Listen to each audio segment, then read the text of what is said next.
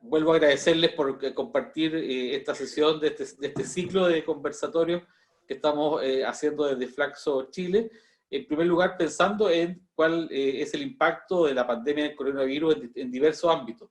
En este caso queremos hablarlo en relación con lo territorial y cuál es la mirada de esta pandemia que se puede levantar desde las regiones, ¿no es cierto? Una pandemia que, como muchas cosas en Chile, ¿no es cierto?, se ha gestionado desde lo central y que tiene una gran densidad de casos también en la región metropolitana. Entonces, es importante poner la mirada, creemos, desde lo regional para poder entender cuáles son los desafíos que desde ahí se levantan. Voy a arriesgarme a compartir pantalla. Al día de ayer, al 18 de mayo, estos eran los números oficiales de cantidad de casos confirmados de coronavirus a nivel nacional y cada una de las regiones. Como ustedes ven, cerca de un 75%, 74,8% del total de contagiados pertenece a la región metropolitana, y después tenemos una realidad en las regiones bastante diversa. Y eso es, creo yo, un primer dato, que había una distribución bastante particular de estos casos que tienen que ver mucho, creo yo, con las características estructurales de las regiones. Y ahí tenemos una diversidad muy grande. En este panel tenemos la posibilidad de tener como invitadas, ¿no es cierto?, a Elizabeth, por ejemplo, de la región de Araucanía, que lamentablemente, según esta cifra, es una de las regiones que tiene mayor cantidad de contagios en el total de las regiones.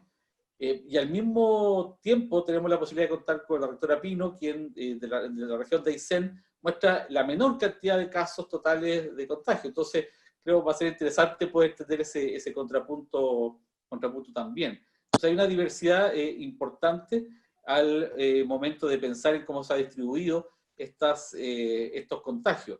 No me deja, por ejemplo, llamar la atención entre la realidad de Coquimbo versus la de Valparaíso, tan diferente, ¿no es cierto?, en cantidad de contagios, ¿se fijan? Entonces creo que hay algo acto que a partir de esta diversidad poder conversar con ustedes. Este era un primer dato simplemente de contexto. Dejo de compartir pantalla. Y entonces, claro, ¿qué hay detrás de eso? Y sobre todo pensando en una conversación hacia adelante, es la pregunta de este conversatorio, que ojalá podamos llegar como una suerte de conclusión. Muy simple, desde la experiencia, desde cómo se ha vivido, cuál ha sido esa experiencia, y dado aquella, qué es lo que no debe dejar de observarse, pensando de aquí en adelante cómo gestionar la pandemia, pero sobre todo creo la post-pandemia, o los esfuerzos que tendrán que ver con el poder asumir los impactos sociales y económicos de la pandemia, más allá del tema meramente médico. Ese es un enmarcamiento, y sin más quisiera yo darle la palabra entonces a Egon, que yo creo que para ustedes, los panelistas, es conocido, pero quiero de todas maneras presentarlo mínimamente, ¿no es cierto? Decir que Egon es académico de la Universidad Austral de Chile, director del Centro de Estudios Territoriales de esa casa de estudios, y que también entre el 2014 y el 17 fue intendente de la región de Los Ríos. Es un brevísimo, muy breve currículum de Egon, además de su amplísima experiencia en términos territoriales y temas de participación. Bueno, Egon, muchas gracias, y tus 10 minutos, ¿cómo ves esta experiencia desde tu propia vivencia, y cuáles son los desafíos que tú crees que se levantan desde ahí hacia adelante? Gracias por estar con nosotros. Gracias a ti, Rodrigo. Bueno, hola a todos y a todas quienes están en este conversatorio. Mira, frente a tu pregunta, a ver, yo me voy a colgar de las palabras de Oscar Oslak, quien hace, no sé, poco más de un mes señaló que esta era la primera gran crisis global de verdad. Incluso lo comparó señalando que ninguna de las guerras mundiales anteriores habían tenido un impacto global tan inmediato. Los impactos globales después de las guerras mundiales, le explicaba, fueron posteriores, los territorios fueron manifestándose de manera diferente, pero esta ha sido inmediata, es decir, después de, no sé, un mes, de iniciado esto en un territorio determinado, se expandió rápidamente al mundo entero a raíz de las ventajas y las virtudes de la globalización. La conectividad, el transporte se ha visto muy acelerado por lo que algunos han denominado la tercera revolución industrial, y que en definitiva hoy día acelera los impactos de la cuarta revolución industrial, que básicamente tiene que ver con la robótica, la automatización y cómo esto se impregna en la vida cotidiana de todos, incluidos los territorios más aislados. Por lo tanto, esta es la primera cosa que quiero señalar, es la primera gran crisis mundial que ha tenido impacto global y local casi simultáneo. Es decir, no ha habido mucha espera en algunos territorios, incluso para prepararse. Las políticas públicas son muy lentas, por más que se haya dicho en Chile que a partir del 1 de enero ya estaba todo disponible para enfrentar esto, eso es, en términos prácticos, es una falacia, porque una política pública para enfrentar una pandemia no se prepara en 2 o 3 meses. Más bien se reacciona con políticas públicas de emergencia. Entonces, eso es lo primero. Lo segundo es que esto nos va a obligar a que efectivamente las políticas públicas tengan un componente multinivel y multiactoral. Y en eso los actores territoriales, llámese municipios, gobernadores o gobiernos regionales, se van a tener que, post pandemia, poner en sintonía de mucho de actuación multinivel y multiactoral. Además, lo segundo que demuestra esta pandemia es que los problemas complejos, esto que te voy a decir ya lo vienen diciendo desde los 90, los teóricos de la gobernanza, desde Renate Mind, desde todos los teóricos que han estado planteando esto, que los problemas complejos de la modernidad no los puede resolver un actor, menos el actor estatal. Se requiere de articulación, y no tan solo de articulación pública, sino privada y social. Y hoy día sabemos, todo eso hoy día se ha llegado a las conversaciones cotidianas, ni siquiera de la universidad. Esto se conversa en la cotidianidad, y cuando algo se conversa en la cotidianidad es porque está la escoba afuera. Es decir, cuando ya esto no es tema de académicos, es porque está mala la cosa afuera. Entonces, esto hoy día no es cosa de académicos, pero el mundo intelectual esto lo viene diciendo desde los 90, cuando se le dice al gerencialismo, se le dice a la nueva gerencia pública, los problemas territoriales, los problemas públicos, los problemas territoriales no se pueden resolver solo con actuación gubernamental. Se tienen que resolver con actuaciones multiescalares, multiactorales. Bueno, hoy eso es una realidad. Entonces, los diseños institucionales, efectivamente, a nivel territorial, se tienen que preparar para eso. Y lamentablemente Chile es el país que más retrasado va en temas de planificación multiescalar, planificación multinivel. Y una clara muestra de eso es lo que tenemos como reforma a la descentralización. O sea, esa reforma no es multiescalar, no es multinivel, y no tiene nada de vanguardista para enfrentar este tipo de problemas. Muy por el contrario, la esperanza está en que el propio actor que vamos a elegir a partir del 2021, con esta experiencia previa, planifique de manera multiescalar, planifique de manera multiactorial, pero con un diseño institucional que no admite eso.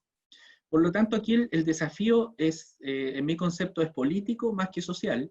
Hoy se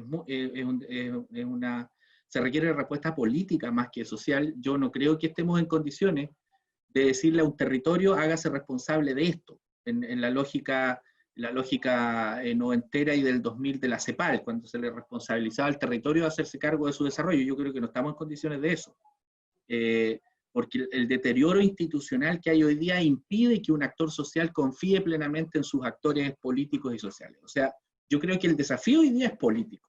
Es político y político territorial. Es decir, cuando digo político no nacional, digo político territorial. Se demostró en esta pandemia que, de no haber sido por gobernadores con algo de cordura en Brasil, Brasil tendría el triple de muertos.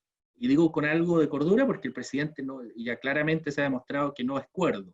Cuando Instagram te cierra una cuenta, es porque algo te pasa a ti. Él ya está al nivel de un adolescente que dice estupideces en las redes sociales y Instagram le cierra la cuenta. Estamos a ese nivel. si no hubiese sido por los gobernadores en Estados Unidos, la respuesta de la potencia mundial de expresión del capitalismo hubiese tenido peores consecuencias. Y fueron los gobernadores los que reaccionaron antes del presidente Trump en Estados Unidos. Fueron los gobernadores antes del presidente de Brasil que reaccionaron. En Paraguay han sido los municipios y los alcaldes los que han reaccionado antes que el gobierno. Aquí en Chile han sido los que han hecho contrapeso, han sido los alcaldes. En los matinales, en sus cuentas de Twitter, como quieras, pero han sido ellos quienes han generado contrapeso. Acá no ha existido la gravedad del asunto que ha existido en Brasil y Estados Unidos. Porque, ojo, y con esto ya voy a ir cerrando, porque mucho se asocia a Trump con Bolsonaro con un sector político, pero esta tosudez también ha estado en el progresismo latinoamericano. Andrés Manuel López Obrador comenzó así, actuando, diciendo que los abuelitos podían ir a cenar con sus nietos a los restaurantes cuando esto estaba comenzando, y él decía que los mexicanos, por haber consumido, no sé, por tener una historia culinaria bien especial, podían estar mejor preparados para este. Entonces, aquí hay un tema de populismos, hay un tema territorial, hay un tema de liderazgo, pero los gobernadores en México también reaccionaron y fueron diciéndole al Estado central que se ponga las pilas, que esto era serio. Entonces, ese contrapeso a nivel territorial nosotros no lo hemos tenido en Chile. Hemos tenido un contrapeso local, con menos poder de bloqueo, con menos poder de contrapeso político nacional, sí, pero lo hemos tenido. Entonces, ese contrapeso lo vamos a tener. Con pocas atribuciones, aquí no, en el contrapeso no entran las atribuciones, ¿eh? Aquí entra el liderazgo político. Es decir, un gobernador de Aysén o gobernadora de Aysén, quien sea, va a poder tener una voz política, independientemente de que sus atribuciones sean pocas, independientemente de que ese gobernador no se va a poder sentar en el COE, porque tal cual hoy día está el diseño, el COE no va a estar el gobernador, va a estar el delegado presidencial regional. Pero el gobernador va a estar en la radio diciendo que no lo invitaron al COE, y eso es contrapeso político. Cuando tú le haces sentir a un nivel central que no está haciendo las cosas con aquel que representa el territorio.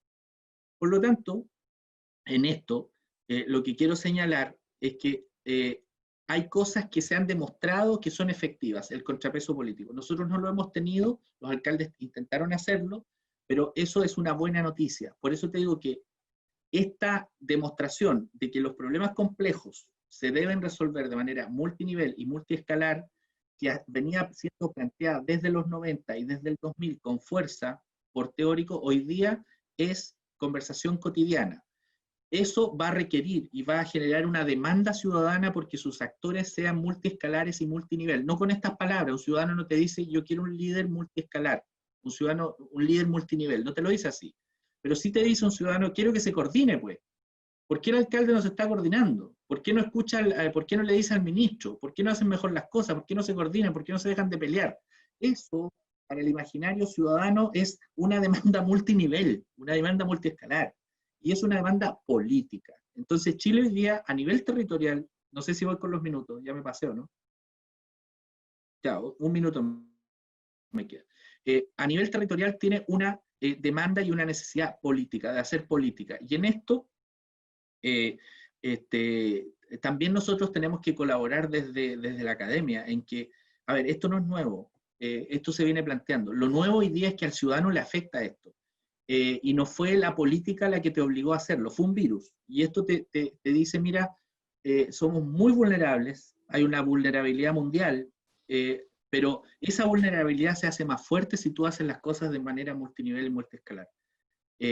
Y el gran desafío hoy, ya con esto cierro, es que efectivamente quienes nos van a gobernar a partir del 2021, esto lo tomen como lección, porque esperar que el Congreso le dé más atribución al gobernador regional es como esperar que, o ser muy inocente. El Congreso no te va a dar más atribuciones en la medida que los gobernadores regionales exijan atribuciones desde abajo. Yo creo que ahora el territorio tiene la gran oportunidad de que el proceso de descentralización sea más bottom-up que top-down.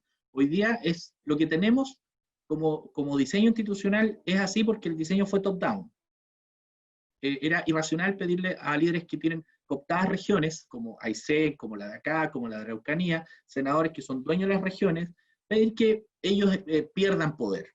No lo van a hacer. Entonces, este diseño de dos cabezas es producto de eso, pero ahora la esperanza es que el proceso sea más bottom-up, que venga desde abajo a partir de articulaciones como esta. Gracias, Egon. Súper bien en los minutos para que podamos meter en eso, pero muy bien en los tiempos. Quiero darle la palabra ahora a la rectora Pino, pero también tomando un poco de lo que tú decías, Egon, esto de la necesidad de contrapeso, y cómo a veces hay ciertos actores que se toman ese rol de hacer el contrapeso incluso más allá de sus atribuciones. Que por lo que he estado leyendo me da la impresión que en el caso de Aysén se puede haber dado un poco eso con algunos actores muy locales, ni siquiera autoridades locales, sino actores locales que toman esa responsabilidad incluso más allá de las atribuciones o rol que tengan. Bueno, quiero darle el paso a la doctora Pino, ¿no es cierto?, que muy breve ella es ingeniera civil industrial y recientemente ya electa, la primera mujer electa por sus pares como rectora de una universidad pública y estatal. Así que, doctora Pino, muchas gracias por acompañarnos. Además, un doble agradecimiento por el hecho de que para la región además se sumó el tema de los aluviones, de la lluvia, no es poco lo que está pasando además ahí, así que mucha fuerza y ánimo también por eso, y gracias por estar acá. 10 minutos. Bien, ok, ya puse mi cronómetro. Gracias en primer lugar por la invitación.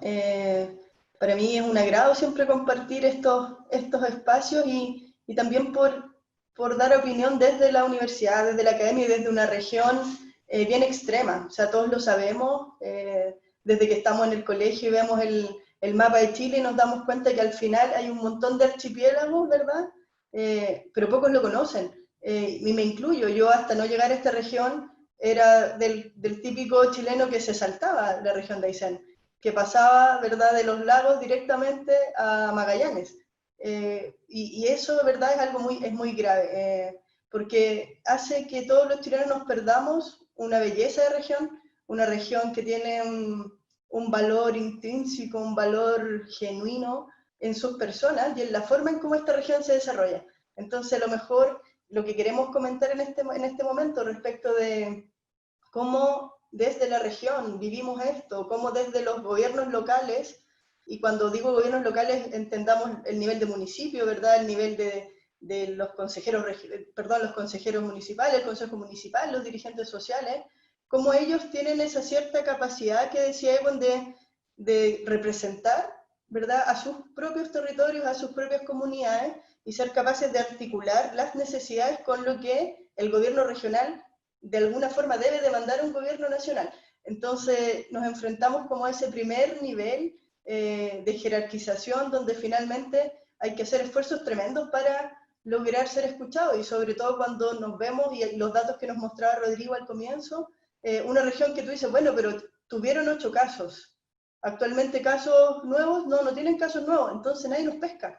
Y esa es la sensación, y no es mi sensación desde la universidad, es mi sensación de estar participando hace ya 2 meses en una mesa regional COVID, donde en el fondo todos los lunes intentamos ir tomando las mejores decisiones. Obviamente esa mesa es dirigida y liderada por la autoridad sanitaria, por la intendenta también, pero en esa mesa está el colegio médico, en esa mesa está la universidad, en esa mesa también está el servicio de salud, por cierto, y en el fondo intentamos tomar las mejores decisiones. Entonces, cuando nos enfrentamos, primero a que no eres escuchado porque eres una región extrema, una región donde no hay muchos casos, y luego donde en lo interno, porque esto también se replica, en la región de Aysén tiene sus 2 grandes polos en la ciudad de Coyhaique y en la ciudad de Puerto Aysén, que son las más densas.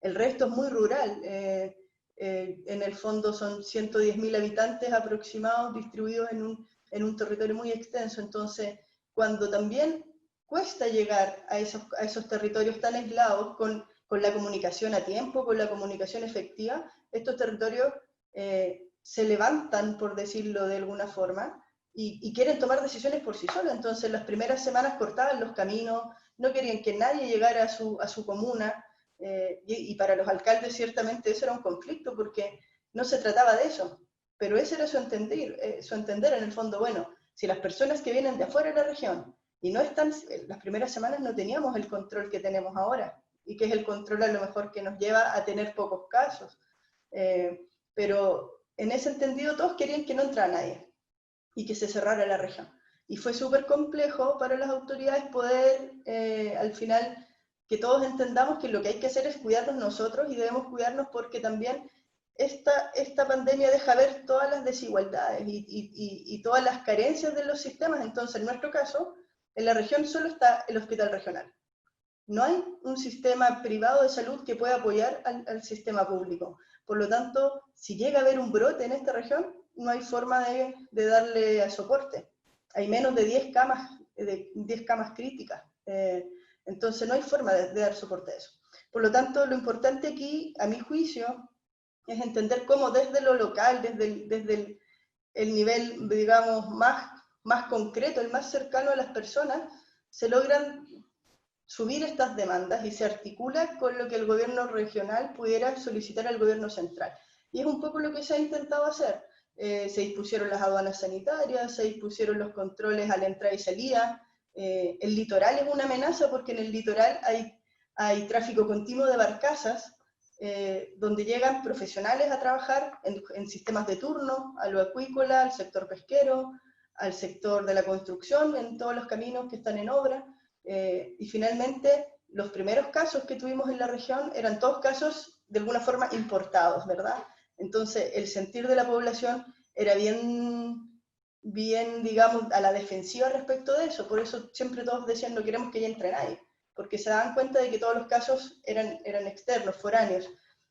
Lo que ocurre finalmente es que aparece un primer caso, que fue el último, ¿verdad? Un primer caso que es interno, y ahí cambia un poco la forma, porque todos empezamos a hablar entonces, si hay un caso acá, el virus está acá.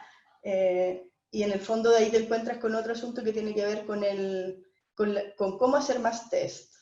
Todos sabemos, están los estudios que han hecho desde instituciones muy reconocidas desde el ámbito de la salud, desde los modelamientos matemáticos también, que siempre y cuando tengamos más test, vamos a tener entonces mayor certeza de efectivamente cuánto es el nivel de contagio.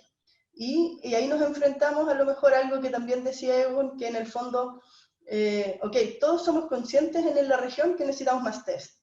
Se hace la solicitud desde el gobierno regional a un gobierno nacional. El gobierno nacional vuelve a mirar los datos y dice, ya, pero ustedes ¿para qué quieren más test si no tienen casos?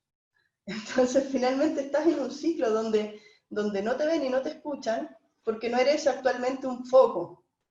Pero entonces estás actuando de forma reactiva. Lo que se debe hacer acá, donde no hay capacidad de reacción, es actuar de manera preventiva, que es un poco lo que planteaba con esto de pensar en la política pública, que va a ser a largo plazo, va a generar el gran cambio. Está bien. Yo creo que es un rol que hay que ir pensando para la post-pandemia. No sé siquiera si llamarlo post-pandemia, porque no logro imaginar cuándo eso irá a ocurrir. Pero en el fondo es estar haciendo como el doble trabajo siempre, estar tomando las medidas preventivas, y en este caso yo creo que la región de Aysén ha tomado muchas medidas preventivas. Nosotros fuimos de los primeros en hacer teletrabajo, en los servicios públicos, en las universidades, en los colegios, en las casas, y yo creo que eso también es parte del resultado que hay hasta ahora. Yo recuerdo que pasaba, al menos en la ciudad de Coyhai, que pasaba un asunto, ¿verdad?, del municipio también, por las tardes avisando por megáfono que es en su casa, lávese las manos. Entonces, al final, hay harta medida preventiva que nos ha llevado a esto, pero también ocurre un cierto relajo también en las personas. Entonces, necesitamos en conjunto, desde todos los espacios, trabajar con las personas, enseñarlos, educarlos, que tengan acceso a la información actual, no en una forma de asustar ni crear pánico, sino todo lo contrario, una forma de educar, porque con esto vamos a tener que vivir muchos años también. Entonces, es importante, creo yo, el rol de los gobiernos locales, desde los propios alcaldes, y en ese sentido, el que también esté el representante de los alcaldes en la mesa regional ayuda a generar esa comunicación directa y esas necesidades directas. Entonces, al menos yo creo que aquí en la región se ha producido esa conexión de la que hablamos. No tengo certeza si esto pasa en las otras regiones. También ayuda a que esta región es extensa territorialmente, pero también yo siento que en el fondo el Patagón de Aysén tiene algo distinto en su esencia. Ya lo vivimos para Aysén sin represa, lo vivimos para Tu problema es mi problema, Y yo creo que en este caso es lo mismo, o sea, ellos están dispuestos, si esto se agrava y si aquí ocurriera algo, ellos perfectamente pueden cerrar la región de nuevo. Y eso lo sabemos todos. Y no lo sabemos porque alguien nos lo contó, muchos lo saben porque lo vivieron y porque ocurrió la última vez en 2012, no fue hace tanto tiempo tampoco. Entonces, en el fondo es necesario mantener esa conexión, mantener la comunicación fluida, que las decisiones se tomen en base a lo que se necesita, que en el fondo ocurra esta coordinación de los distintos niveles, que desde las bases pueden llegar a un alcalde, desde el alcalde puede llegar a una intendenta y la intendenta sea capaz de subir esa información. Ahora, efectivamente, lo que pasa ya en ese nivel es bien complejo de manejar porque ahí ya entran en juego otras decisiones. Hay muchas decisiones que son tomadas, sabemos, a nivel central y en las que no podemos de ninguna forma actualmente intervenir. Entonces, por ahí va, creo que es clave la colaboración entre los distintos niveles de gobernanza, por si lo quisiéramos llamar de alguna manera.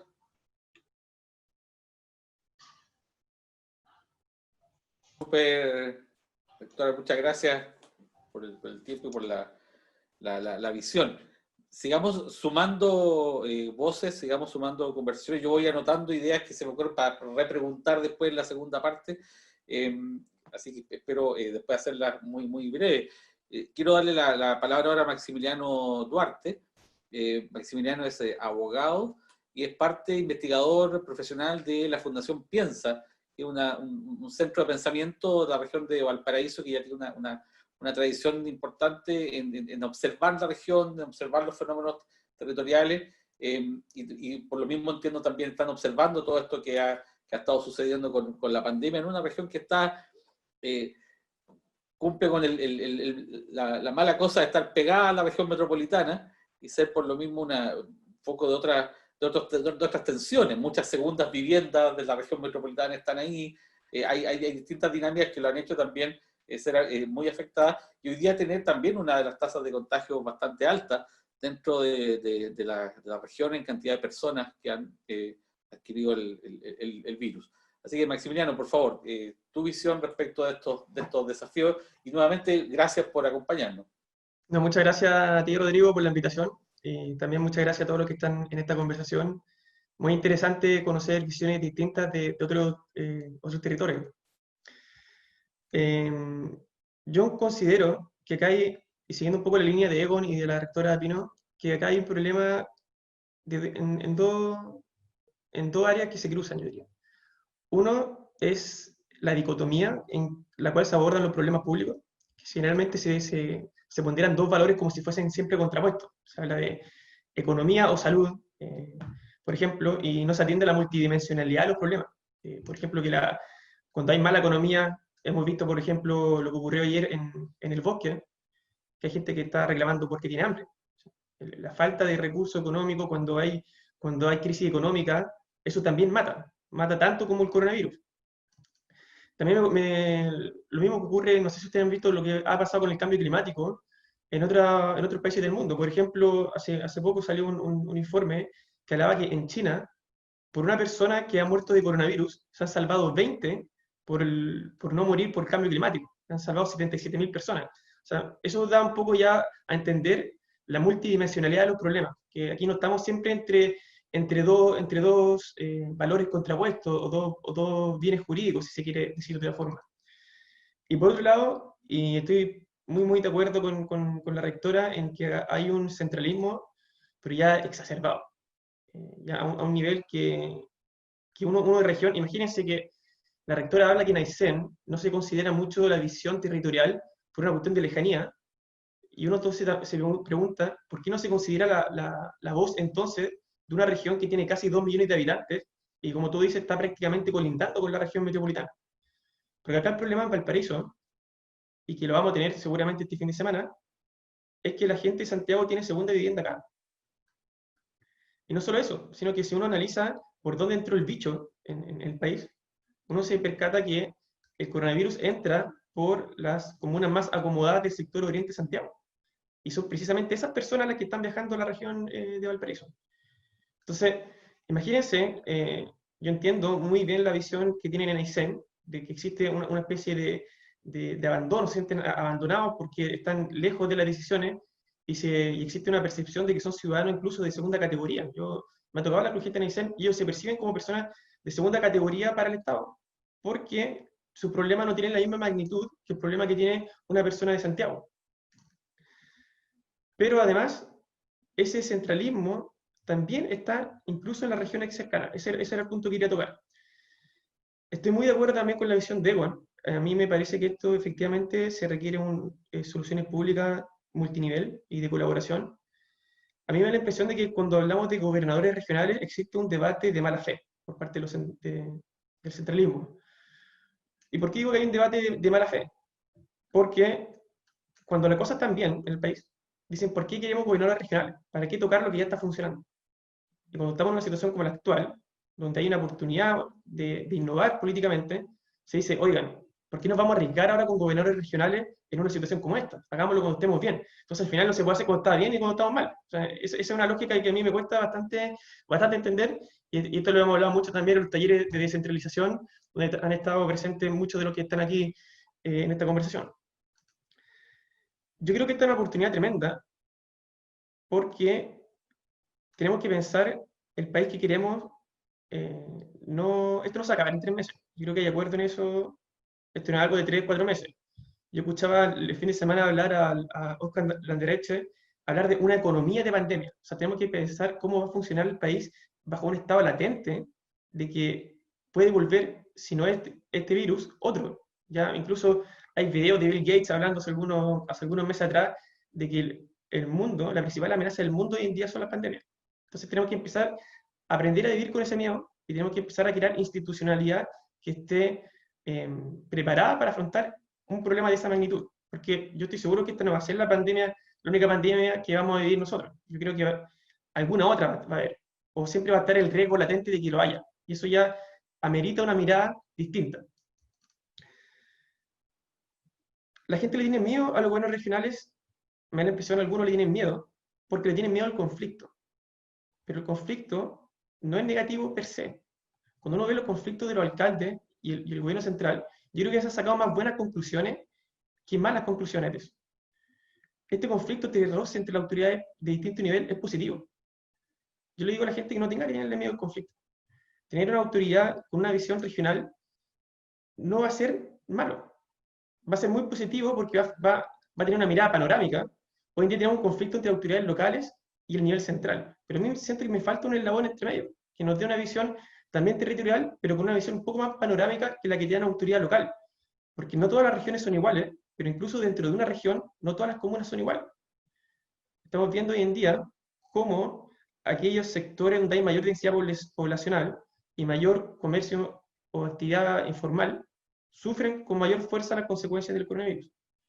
¿Y quién puede tener una visión panorámica del problema en la región? Es precisamente una autoridad regional. O sea, a mí me hace mucho sentido que exista un gobernador regional. Tiene que haber un agente articulador, una mirada a mediano plazo, pero también una mirada de desarrollo regional. Esta región de Valparaíso, por ejemplo, se caracteriza por tener una fuerte actividad en el turismo. Nosotros no podemos llegar a verano y tener la misma política de turismo regional. Eso es imposible, inviable. Van a tener que tomarse precauciones adicionales, van a tener que concentrarse la actividad de turismo en otros sectores, quizás se va a tener que realizar todo un cambio, un diseño institucional que permita que esa actividad se pueda desarrollar razonablemente bien. No digamos que va a ser al mismo nivel, pero al menos es parte de nuestra cultura, el turismo. Tenemos que tratar de, en la medida de lo posible, que siga rindiendo los frutos que ha rendido durante los últimos años.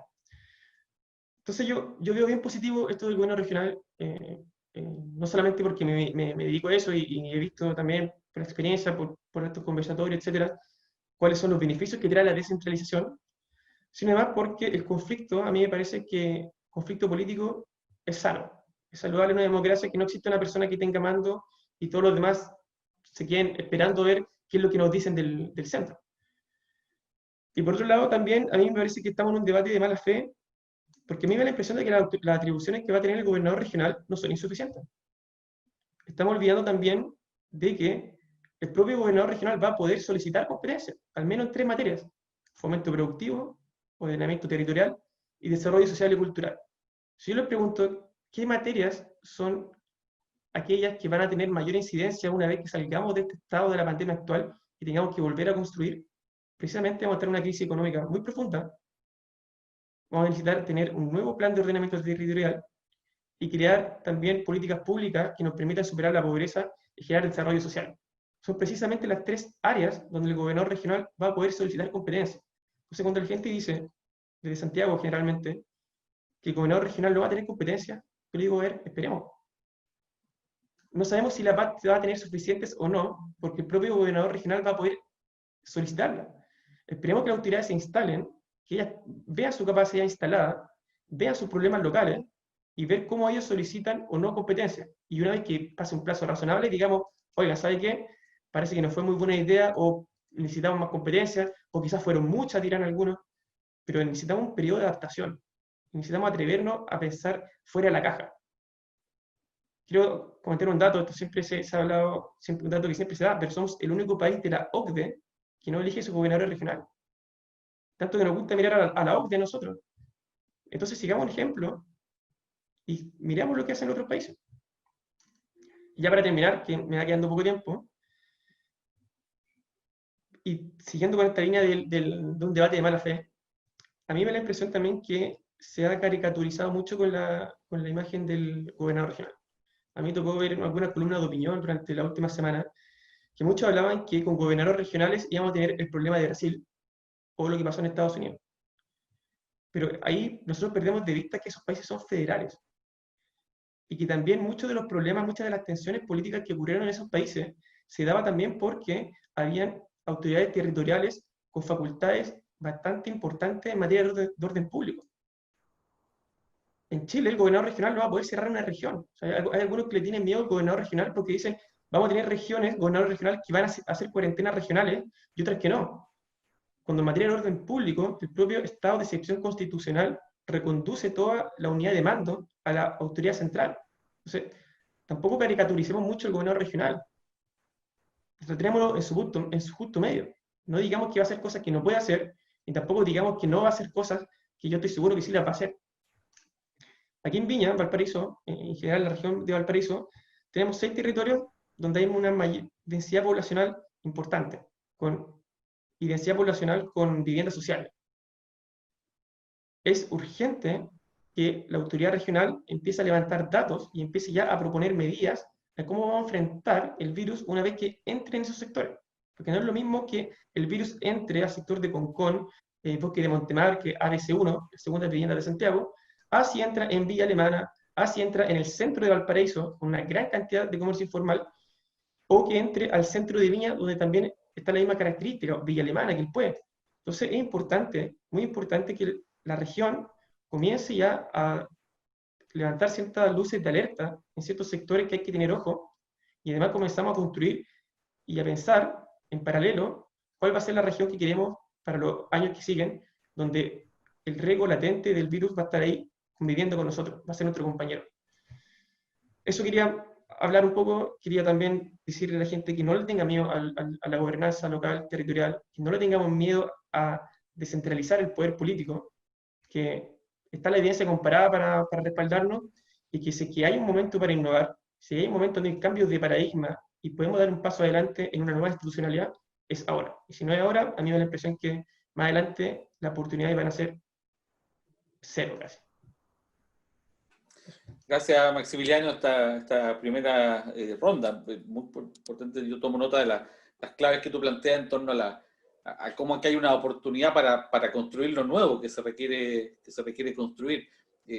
No, estoy como configurando esa idea, ¿no? No solo gestionar la emergencia de ahora, que es importante y vital hacerlo, pero que al mismo tiempo tener alguna posibilidad de pensar más allá en el horizonte y desde la emergencia construir ese tipo de horizonte deseable que se quiere construir. Y para eso hay que tomar las capacidades.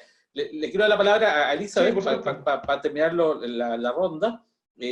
Elizabeth es una persona que es una empresaria, se ha dedicado buena parte de su vida a emprender en la región de la Araucanía, pero no solo a emprender, sino también a hacer asociatividad dentro del mundo del emprendimiento. Ha sido parte de diversas experiencias gremiales dentro del emprendimiento y actualmente es la vicepresidenta de Corp Araucanía. una entidad muy relevante que agrupa a empresarios, ¿no es cierto?, preocupados de la construcción de lo público también en la región de la Araucanía, una región que, como ya decíamos, contrastantemente con la región de Aysén, es lamentablemente la que tiene una de las mayores cantidades de contagios a nivel del conjunto de las regiones. Gracias, Elizabeth, por sumarte a esta conversación y tus 10 minutos iniciales, por favor. Muchas gracias. Muchas gracias, Rodrigo, por la invitación.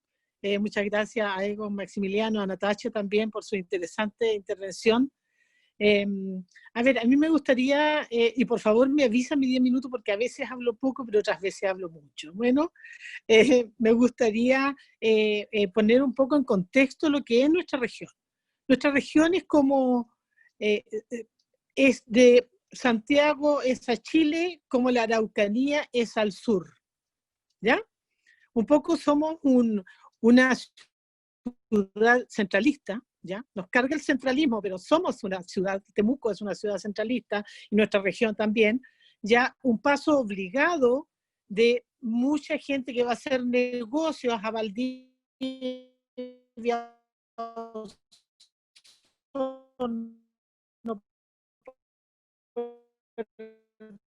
Tomón, Yanquihue, etcétera, y que después expande sus funciones a las regiones vecinas.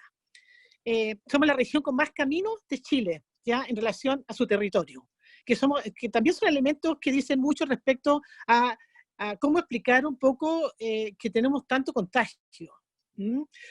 Por otro lado, tenemos ese talento turístico que nos caracteriza por estas maravillosas bellezas naturales que nos dio el creador. Eso en general. Por otro, otro elemento que yo creo que es muy importante es que nuestra composición poblacional, ¿ya? Donde vive el pueblo mapuche, ¿verdad? Y una cantidad de inmigrantes de diferentes naciones también la hace con unas características especiales. Comparto mucho de los tres panelistas anteriores respecto al tema de la elección de gobernadores, respecto al tema de modernizar el Estado, etcétera, etcétera, ¿no es cierto? Un poco volviendo a la temática inicial, que es cómo enfrentamos nosotros, cómo se ha visto aquí en la región el tema de la pandemia. Mira, yo creo que aquí, sin duda, que esto ha significado una oportunidad para demostrar cómo la gente se une y colabora en situaciones de este tipo. ¿Ya?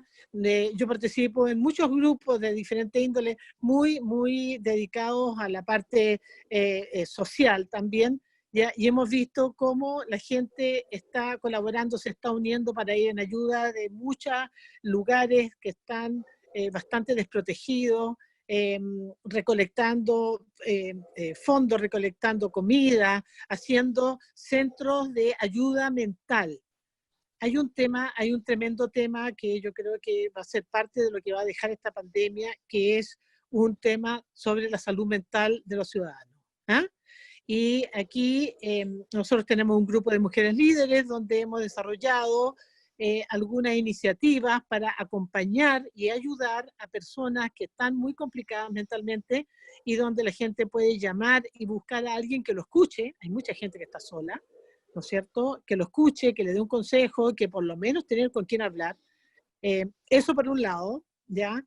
Esta que es una región de una gran desconfianza entre todos sus componentes, ha ido como quebrando estas barreras y se ha ido uniendo en pos de mejorar, de cómo salir adelante, ¿ya? Eso yo lo veo en la Cámara de Comercio, como durante muchos años hemos estado golpeando puertas para unir a grupos de la comunidad, que se incorporen otros empresarios, pequeñas pymes, y ha sido bastante difícil. Pues en este momento la gente está llegando a la Cámara solicitando inscribirse, solicitando incorporarse y trabajar, porque ha visto, ¿no es cierto?, que en la medida en que estamos unidos podemos pedirle ya a la autoridad nuevas medidas o nuevos recursos, o poder hacer fuerza para facilitar las cosas y sobre todo el tema del emprendimiento.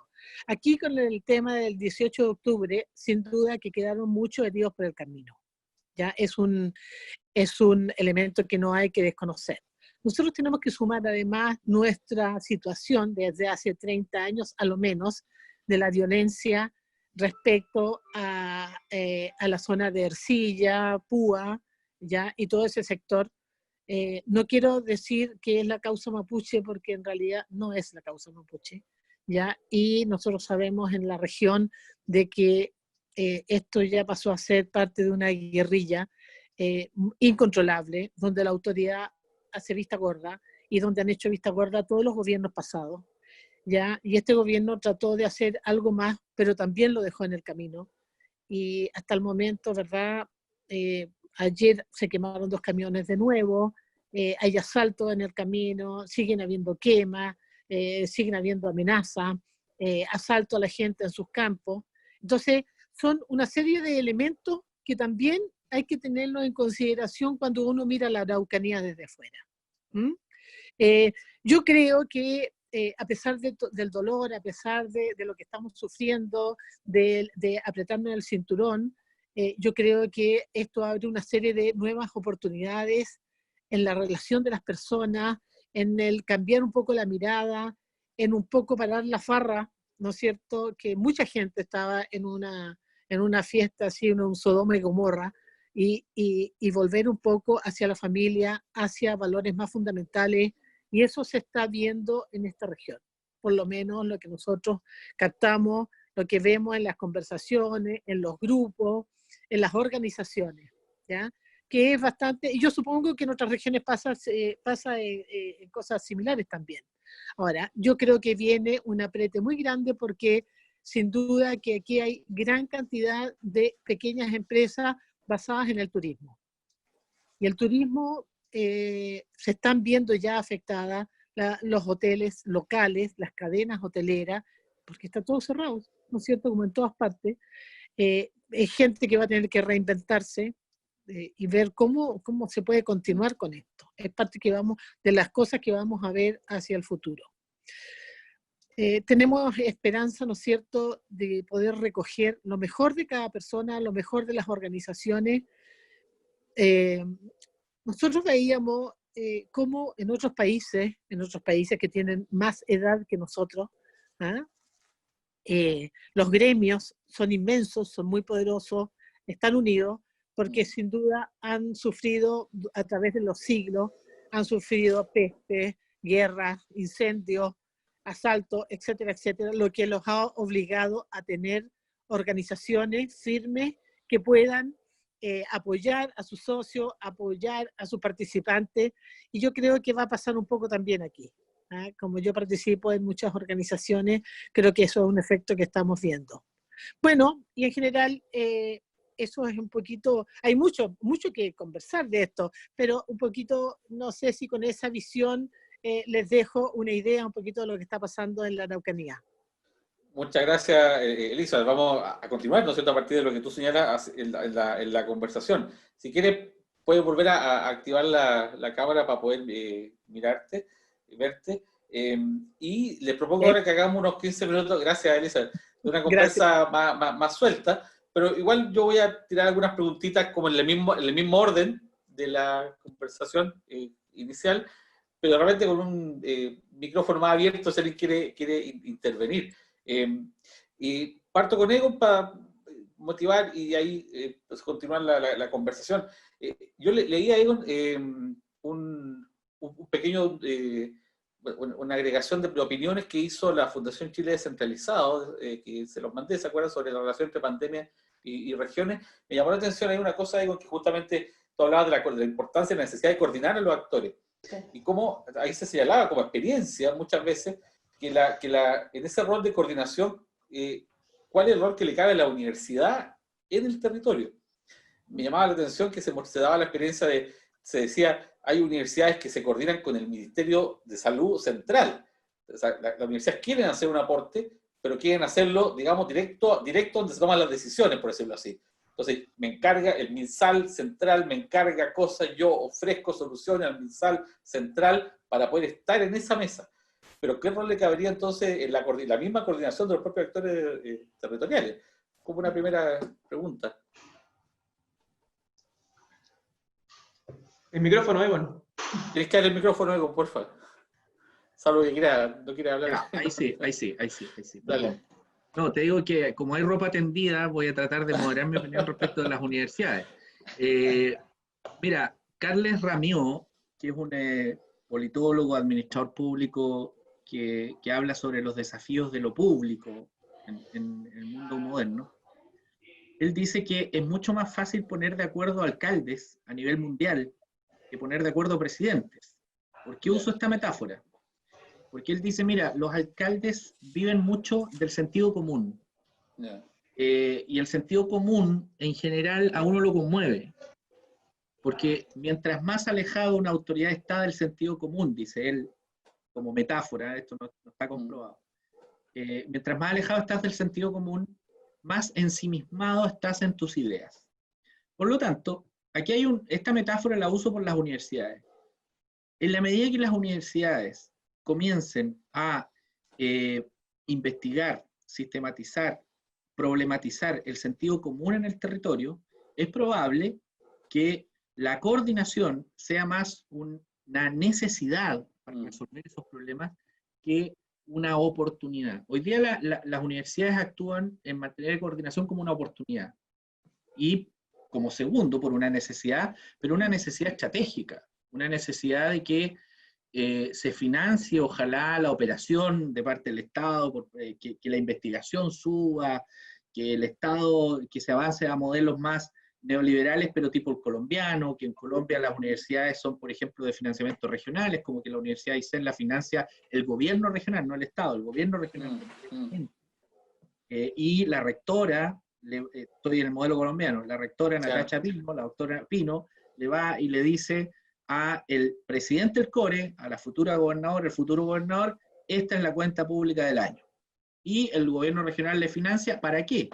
Para que investigue los problemas territoriales, como necesidad 1, y necesidad 2, vincúlese con el conocimiento mundial. Yo también necesito que usted dialogue con las disciplinas, pero necesito que usted, mira lo que pasa con las estrategias regionales de desarrollo. Te voy a poner un ejemplo, Rodrigo. Claro. Mira, nosotros acá estamos compitiendo con la Chile. Mira la barbaridad. La Universidad Austral compitiendo con la Universidad de Chile para hacer la estrategia regional de desarrollo. ¿Qué tiene que hacer la Universidad de Chile en una estrategia regional de desarrollo acá? Nada, solo generar recursos, porque la lógica del mercado obliga a que una facción de la Universidad de Chile tenga que autofinanciarse. Entonces, ¿qué tiene que hacer la Universidad de Chile pensando el territorio acá, si tenemos una universidad que está rankeada en el número 6, que se llama Universidad Austral? Nada. Entonces, esa lógica que no existe, mira, Colombia, te pongo un ejemplo de Colombia. Colombia es un país neoliberal igual que nosotros, moderado, pero más que nosotros, o sea, igual que nosotros, un poquito más moderado, sí, por el rol que cumplen las instituciones allá en lo público. Las universidades piensan la estrategia regional de desarrollo sin necesidad de entrar a estas licitaciones perversas de pensar el territorio. Ya con eso estamos mal. Claro. Porque va a obligar a la Universidad de Aysén en la próxima estrategia regional de desarrollo, que probablemente nosotros también vamos a querer ir a hacer la estrategia allá, porque tenemos universidad allá, pero la Universidad de Aysén va a decir, oye, pero nosotros somos la universidad se supone regional. Entonces, cuando tú dices, ¿por qué se tiene que coordinar a alguien? La literatura de las relaciones intergubernamentales dice, usted se coordina porque necesita colaborar, porque necesita cooperar, que necesita cooperar, que es distinto a coordinarse. Coordinarse es cuando a la doctora Pino el gobierno le dice, mire, está este mes, pero usted tiene que hacer esto. Como no tengo la plata, me coordino con las instituciones del territorio, busco una asociación que me están pidiendo, y si no existe, la invento. La colaboración es cuando la doctora Pino le dice al Ministerio de Educación, mire, tenemos este proyecto de desarrollo, necesito 5.000 millones de pesos para resolver un problema territorial que implica I+D, que implica I+D más I, y que implica vínculo intenso con el territorio. Y que esto, además, contribuye a la formación de pregrado. Eso es distinto, colaborar es distinto a coordinarse. Y lo otro es la oportunidad estratégica. Pues. pero la oportunidad estratégica se acaba al momento que se acaba el recurso, que te une con otro actor. Las universidades, así como las instituciones públicas, están en el mismo problema. Están en el mismo problema, que el Estado tiene una escasa presencia en el territorio. El Estado lo que tiene son instituciones en el territorio. Este es el Estado que tiene más poblado el territorio en América Latina, el que menos zonas marrones tiene, de acuerdo a Guillermo O'Donnell. Chile es el que menos zonas marrones tiene puras zonas verdes, un poco, pero tiene pocas zonas marrón. Pero ¿cuál es la diferencia? Ese Estado es solo institucional, no es un Estado que además le dé vida a las instituciones subnacionales. Ya lo decía la doctora Pino o Maximiliano, no sé quién lo decía, que vaya que es difícil hacer política en un territorio, pero es aún más difícil hacer ciencia en un territorio. Claro. O sea, yo no entiendo todavía cómo este país no ha creado el Fondesit regional. Existe el Fondesit regular, existe el Fondesit de iniciación. ¿Por qué este país no ha creado el Fondesit regional, donde compitan los académicos de regiones? Puedo dar cuenta, hoy día recién en los criterios de postulación te dan como 5 puntos si tú eres de región. Así como, ya, démosle a este pobre que es de región, que vive allá y que no ha podido llegar acá a Santiago, démosle un puntaje adicional. No, hay gente que hemos optado por vivir en región. Y que eso es distinto a poder que por currículum no pueda estar en una universidad santiaguina. Sí. ¿Será que el actual fondo COVID que está promoviendo la ANID, ¿no es cierto? ¿Tendrá un poco el criterio distinto en ese sentido? Esa es una excelente iniciativa, Sí, tiene 2.300 millones de pesos, está muy bien, excelente iniciativa. Yo creo que una de las, dentro de toda esta crisis, es de las buenas iniciativas que ha tenido el gobierno. De acuerdo. Rectora. Rodrigo, Es poca plata, pero está bien, ya démosle. Ningún otro país está investigando esto tampoco. Quisiera agregar algo a lo que decía Evan, porque efectivamente, bueno, primero debo aclarar que todavía no soy doctora, lo seré pronto. Perdón. Lo espero, no, lo digo solo para que después no diga, no dijo que no era doctora. Las cosas que pueden suceder. No, a lo que voy es que, o sea, para nosotros como una universidad que está naciendo, que está recién instalándose y creándose, donde los grupos están naciendo, esta oportunidad de nacer de esta forma, como lo hemos comentado, de nacer conectada con el territorio, de nacer en buena relación con sus autoridades locales, de efectivamente buscar esa colaboración, es una tremenda oportunidad, y así es como lo hemos estado trabajando. Nosotros, yo creo que, y esto a mí me da mucho gusto, porque siempre que estamos en reuniones, en espacios del CUET o del CRUT, y todos los rectores dicen, es que es tan difícil llegar al gobierno regional, para nosotros no es difícil. Nosotros estamos habitualmente en conversación con el gobierno regional porque desde nuestros funcionarios del plano administrativo, todos venían del gobierno regional.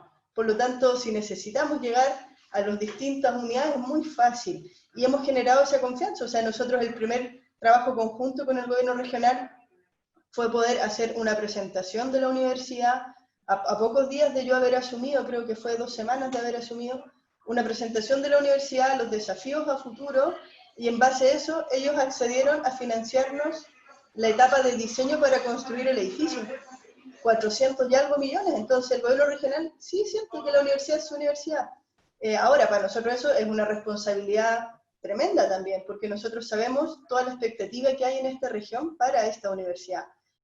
Y no solo ahí, nosotros estamos muy gustosos y en casi todo lo que hacemos siempre nos tratamos de coordinar con la UMAC, que está presente acá, con la Austral, que está presente acá, con INACAP también. Finalmente, somos las pocas universidades que estamos acá, entonces estamos tratando de generar ese espacio de colaboración, de trabajo conjunto, de generar esta investigación situada, por llamarlo de alguna manera, que tengan en el foco lo que ocurre en la región, rescatando las experiencias internacionales. Creo que estamos haciendo un trabajo bien orientado a eso, y es complejo, sí, porque cuando tú te enfrentas, por ejemplo, a tener que comprar un equipamiento y que lo necesitas para iniciar tu trabajo investigativo, estoy hablando, no sé, de cualquier tipo de área más científica, ¿verdad? No tan de las ciencias sociales, sino que reactivos, equipamientos, materiales, se demora un mes en llegar. Y ya partiste mal, porque si estuvieras en Santiago, el asunto te llega en 2 días. Y esas son condiciones que muchas veces los proyectos tampoco están contempladas. Tienes el mismo plazo, sin embargo te demoras mucho más en que lleguen. o si quieres traer Es un más barato, investigador, si quieres traer un investigador te cuesta el doble, entonces ciertamente hay una desventaja y a lo mejor sí es tiempo de pensar en este fondo un foco más regional, y yo agregaría más, con región extrema, porque también los extremos son bien distintos, lo que pasa en el norte o lo que pasa en Magallanes y en Aysén. Ahora, respecto de lo de ANID, solo Rodrigo para cerrar, creo que fue súper bueno, porque en el fondo abre un espacio a todas las disciplinas y dice, ojo, esto no es solamente algo médico, algo de modelado matemático, esto es algo que va a impactar en todos los ámbitos, y entonces hay muchos académicos investigadores que están allí trabajando. El fondo cierra mañana, entiendo, así que están No, el 22. en las últimas horas. Sí. El 22 cierra.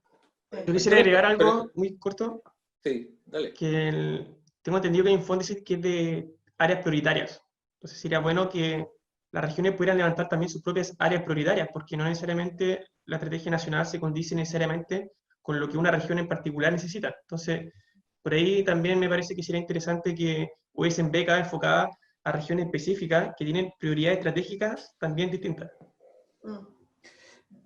Súper. Yo quería preguntarle también a la rectora Pino lo siguiente, a partir de también de esas referencias que hacía la Fundación Chile Descentralizado respecto a la experiencia en otras regiones.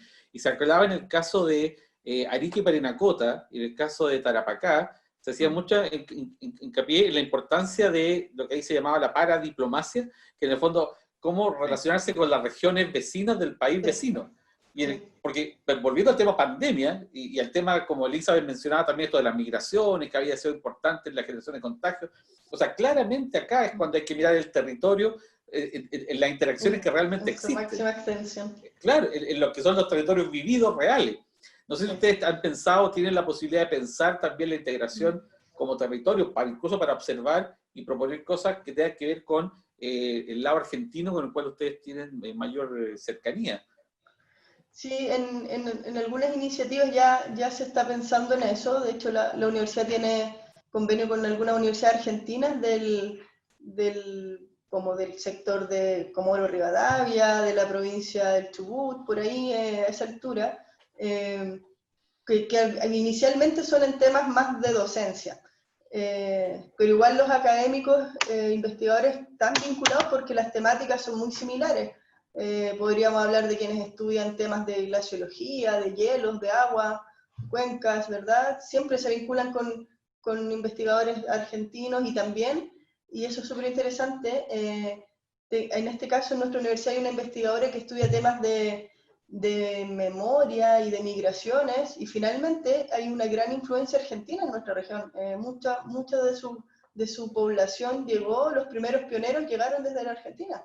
O era gente chilena que se fue a Argentina y finalmente aquí estamos muy cerquita, y son menos, no sé, son como 30 kilómetros del aeródromo de Balmaceda a la frontera. Entonces, ¿Tú crees que la pandemia debiese impulsar una mayor integración para estudiar la pandemia y cómo se desarrolla? Como una macrozona, tal vez, no lo sé. Como un territorio, claro, Sí, más allá transfronterizo, ¿no es cierto? Sí, y bueno, y para el otro lado, eso lo hemos hablado con Rodrigo un par de veces, a propósito de una pregunta que él me hizo, y me dice, bueno, pero ¿qué hay al otro lado? Y digo, bueno, está el mar. Y me dice, no, pero avanza un poco más allá. Y claro, cuando tú das la vuelta, igual te encuentras con territorios que dada su latitud, por ejemplo, tienen condiciones muy similares y que te podrían llevar a también buscar ahí espacios de cooperación, de trabajo conjunto. Y esa mirada es bien interesante porque al final uno, no sé si es porque nosotros somos tan largos que estamos acostumbrados siempre a mirarnos como en vertical y poco para los lados, como que se nos olvida que hay para los lados. En el este o oeste. Claro. No, hay un tremendo desafío en mirarse en el eje oeste-este. Maximiliano, déjame saltarte porque la pregunta que te quiero hacer a ti es más global. Y en cambio, a Elizabeth quería preguntarle específicamente por el actor empresarial en el territorio. Cuando conversábamos antes, Elizabeth, ¿te acuerdas que tú me mencionabas incluso las dificultades que habían tenido las empresas en el territorio para acceder a créditos? Porque la banca es tanto o más centralista que el sector público. Entonces, cuéntanos un poco cómo ven en ese caso el rol de la empresa en el territorio, tanto de la empresa que está instalada ahí, como de la relación de ella con estos grandes poderes económicos que son necesariamente centralistas. A ver, Yo creo que... ¿Se escucha bien? Sí. Ya, mira, es probable que esté pasando también en otras regiones, pero lo que nos ha sucedido a nosotros es que nosotros, por ejemplo, empezamos a consultar desde los primeros días que empezó a suceder esto, cómo podíamos enfrentarnos, ¿no es cierto? Porque tenemos créditos, tenemos compromisos que cumplir, toda nuestra gente se fue a sus casas para protegerla, ¿verdad? Y la banca no respondía. O sea, no, mira, que de Santiago no nos han avisado, que nos dicen que esperemos un poco, que todo. A eso hay que sumarle, ¿no es cierto?, que cualquier solicitud de crédito que tiene que ser consultada con Santiago. No, la gente no toma decisiones aquí, nadie toma decisiones aquí en ese tipo de cosas, ¿ya? Lo que sin duda significa alargar todos los tiempos de resolución de problemas económicos, ¿no es cierto?, las inversiones o lo que uno quiera hacer hacia el futuro, justamente porque tenemos esa traba que no es menor, sobre todo cuando hay falta de capital, cuando están detenidas la faena, detenidos los trabajos, ya no hay ingresos. Está bastante difícil esto, ¿eh? Bueno, hay una gran población de informales, como yo supongo que pasa en todo el país y en todo el mundo. Mira, la dificultad para ser empresario es horrorosa. Fíjate que yo tengo un contador en mi oficina permanente, yo soy así de pequeña, pero una pequeñísima empresa. Tengo 4 pequeñísimas empresas y tengo este contador y además tengo asesores contables. Y yo me pregunto, las miles de pymes, ¿cómo lo hacen para tratar de ser formales, no equivocarse en una declaración? Es tan engorroso el sistema para poder producir, ¿ya? Y además, sin que te pasen multas, sin que te revisen hasta debajo de la lengua, sin que... Es terrible. Entonces, sin duda, que la gran cantidad de informales que hay en el país tienen una razón. Nadie quiere ser formal para que lo persigan, para que venga el servicio de salud y te pasen una multa porque te faltó una wincha refractante, sí, claro, o te faltó un basurero, o te faltó un extintor, ¿no es cierto? Y no hay tampoco educación para la empresa. ¿Quién no educa? ¿Verdad? Yo proponía la otra vez en el Servicio de Impuestos Internos y en la Dirección del Trabajo, oye, cuando viene alguien a poner un RUT para abrir una empresa, den un catálogo, algo, mire, usted tiene que saber estas cosas, ¿ya? No, hay una libertad maravillosa, pero todo tiene un costo. Sí, y tal vez dentro de eso que hay que saber es que se está entramado en un territorio donde hay otros actores también, y que finalmente esa densidad de relaciones hace la sustentabilidad y eventual éxito de la empresa. También eso es parte del desafío. Yo quería cerrar preguntándole a Maximiliano, porque efectivamente tú pones mucho el acento en lo que efectivamente puede hacer un nuevo gobernador o gobernadora regional con las capacidades que va a tener, aunque algunos digan que son pocas.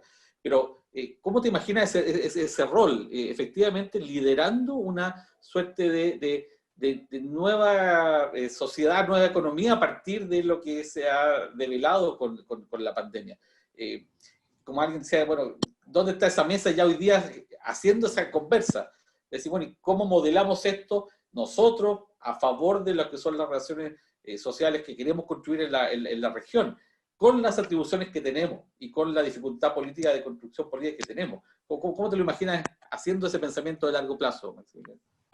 A ver, que yo creo que ahí Egon dio en el clavo diciendo que hay un punto que es político, que las atribuciones no es solamente lo que uno puede hacer administrativamente y que establece taxativamente la ley, sino que hay mucha conducción política que abre oportunidades de gestión que son impensables, donde se abre ampliamente el abanico de opciones. Ahora bien, a mí me parece que una ventaja que tiene también la elección de gobernadores es que quienes quieran ir de candidatos a gobernadores regionales deben presentar un plan de desarrollo regional. Claro. Entonces, yo creo que ese sería como el primer insumo de cara a la ciudadanía para saber cuál es la estrategia de desarrollo regional que pretende el gobernador. Entonces, yo creo que mirando ese ¿Cómo responde documento, este contexto? Claro. claro, entonces yo creo que teniendo a la vista ese documento, uno va a tener más o menos una idea de para dónde quiere llevar la región este candidato. Ahora bien, ojalá que eso sea, que exista también la sociedad civil tenga interés en poder difundir cuáles son estos proyectos, porque sería muy, hay un peligro también latente, en que simplemente el gobernador regional o los candidatos a gobernadores regionales no tengan un plan tan pensado, tan estratégico, y simplemente pretendan ganar la elección por su conocimiento público, que también va a ser una opción importante. Solo vemos cómo funciona hoy día la política. No necesariamente el candidato que sale electo es el mejor candidato en gestión, en gestión presupuestaria, en probidad, sino que muchas veces quienes ocupan cargos de poder están ahí por el conocimiento público que tiene la gente de ellos. Y por eso que hay muchas personas que están en el mundo de la televisión en política. Yo quisiera, Maximiliano, solo para agregar algo, yo creo que hay una alta expectativa sobre estos planes que deben presentar los candidatos. O sea, cuando tú dices no sabemos, efectivamente no sabemos cómo irán a hacer esos planes, y mi temor es que en la mayoría sean bien decepcionantes y no sea lo que esperamos, sobre todo los del mundo regionalista, porque a lo mejor hay un espacio en que no les sea tan interesante, pero yo creo que para todos los que hemos estado hace años impulsando esto, efectivamente esperamos que esos candidatos tengan un plan que nos represente, un plan que sea innovador, que vea la región considerando muchos ámbitos. Yo creo que eso va a estar bien complejo. Claro, muy complejo. Y el otro también complejo porque puede que muchos de estos planes también sean no más que una mera declaración de principio. Que suena muy bonito, Bueno, también es posible, ¿eh? O quizás planes que son tan ambiciosos que claro, que sean inviables. Entonces, que te puedas ir al otro extremo también.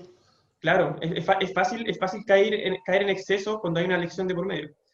Pero a mí me parece, por lo menos para terminar, en la región de Valparaíso estamos teniendo un conversatorio, estamos haciendo incluso, elaborando un observatorio territorial regional, con expertos en diferentes áreas. Esto lo coordina incluso el ex senador, ex canciller Ignacio Walker. Él es quien lo está coordinando. Y nos juntamos cada 3 semanas precisamente solamente a hablar de la región y elaborar propuestas que en algún momento sean un insumo para el candidato que quiera tomarlo en cuenta. Y yo creo que eso falta potencial. Sí, yo creo que la mayor rol que va a tener un eventual gobernador o gobernadora va a ser tal vez la construcción simbólica de ese territorio. Y en ese relato, creo yo que va a tener que marcar también cómo esta crisis, esta pandemia, puede tener también de oportunidad, que es muy difícil hacerlo cuando hay gente sufriendo mucho, pero que hay que buscar acoger en ese sufrimiento y mostrar también cómo desde ahí, ojalá esta nueva configuración sirva para mostrar la oportunidad que puede haber hacia adelante a partir de superar la situación más compleja de mayor emergencia y sufrimiento. Es parte del rol. Estamos llegando al final por el tiempo, para cumplir con los minutos que habíamos pensado. La verdad que le agradezco muchísimo. Ofrezco si alguien tiene algo muy necesario que no dijo, que quisiera decir, para despedirse, pero estamos cerrando y gracias nuevamente. No sé si alguien quiere decir algo finalmente. Rodrigo, yo solamente quería reforzar la idea anterior, en el entendido de que la evidencia comparada internacional respecto de las autoridades intermedias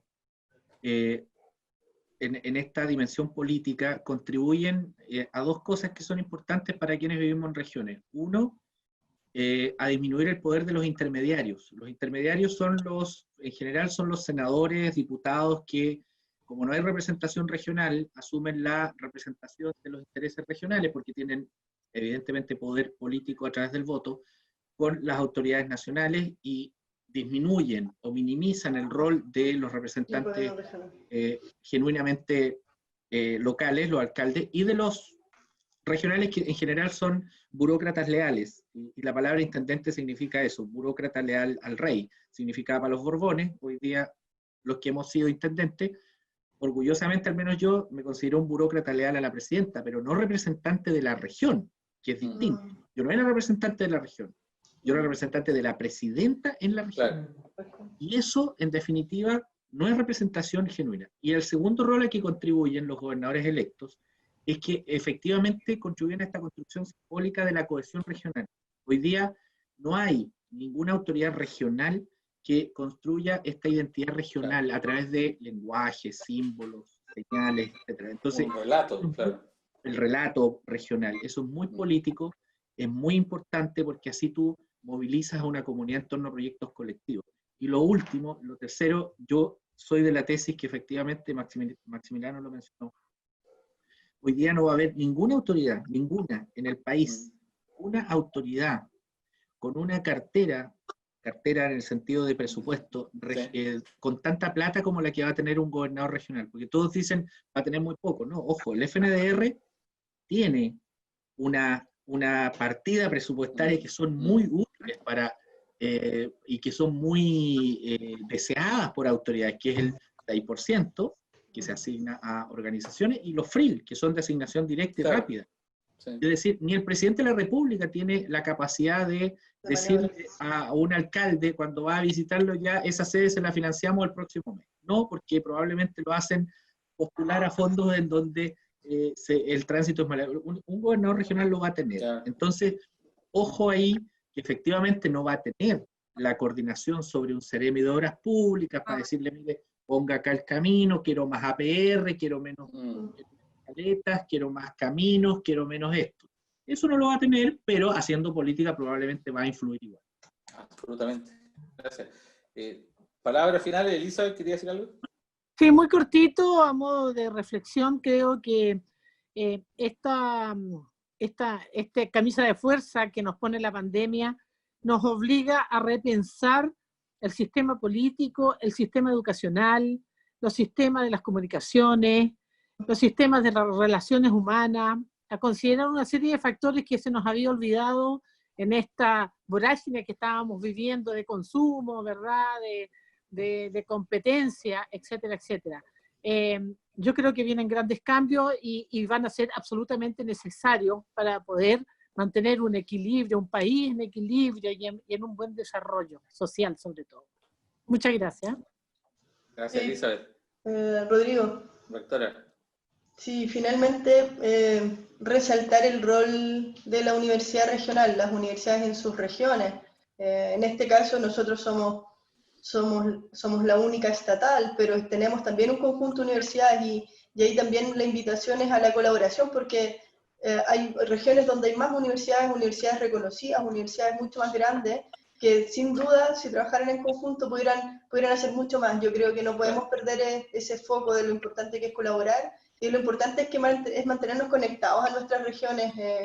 Nosotros, lo vuelvo a decir, estamos naciendo y esa es nuestra intención. Y jugamos, la verdad, un rol bien articulador, somos capaces de hacer esas conversaciones con los distintos niveles y articular la conversación. Muchas veces también cuesta hacerlo cuando las ciudades son más grandes, cuando hay muchos más actores involucrados, pero yo creo que el rol que la universidad tiene como tal en una región no se puede perder. Entonces, invito a los otros rectores también. Yo sé que cada universidad tiene sus propias preocupaciones, sus propias demandas también, pero finalmente hay un rol que cumplir, sobre todo si eres universidad regional. Súper, muchas gracias.